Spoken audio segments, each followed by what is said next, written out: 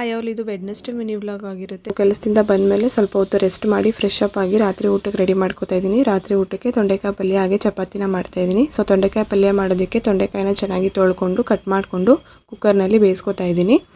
So ಮಸಾಲೆಗೆ ಇಲ್ಲಿ ಅರ್ಧ tea spoon ಜೀರಿಗೆ, ಅರ್ಧ ಟೀ ಸ್ಪೂನ್ ಸಾಸಿವೆ, 1/4 ಟೀ ಸ್ಪೂನ್ ಮೆಂತ್ಯ, 4-5 ಕಡಲೆ ಬೀಜ, 4 ಬ್ಯಾಡಗೆ ಮೆಣಸಿನಕಾಯಿ, 2 ಗುಂಟೂರು ಮೆಣಸಿನಕಾಯಿ ಹಾಕ್ಕೊಂಡು ಫ್ರೈ ಮಾಡ್ಕೊತಾ ಇದ್ದೀನಿ. ಅದಕ್ಕೆ ಸ್ವಲ್ಪ ಕೊಬ್ಬರಿ ತುರಿನ ಸೇರಿಸ್ಕೊಂಡು ಫ್ರೈ ಮಾಡಿಕೊಂಡು ತರಿಯಾಗಿ ರುಬ್ಕೋತಾ ಇದ್ದೀನಿ.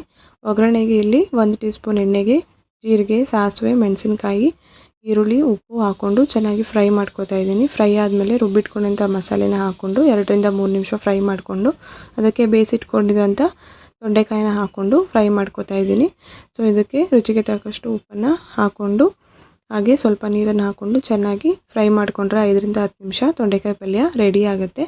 ಊಟ ಆದಮೇಲೆ ನಾನಿಲ್ಲಿ ಸ್ವಲ್ಪ ಎಡಿಟಿಂಗ್ ಕೆಲಸ ಇತ್ತು, ಅದನ್ನು ಕೂಡ ಮುಗಿಸ್ಕೊಂಡು ಮನೆಯಲ್ಲಿ ಸ್ವಲ್ಪ ಕಡಲೆಕಾಯಿ ಇತ್ತು, ಅದನ್ನು ಕೂಡ ಬಿಡಿಸಿ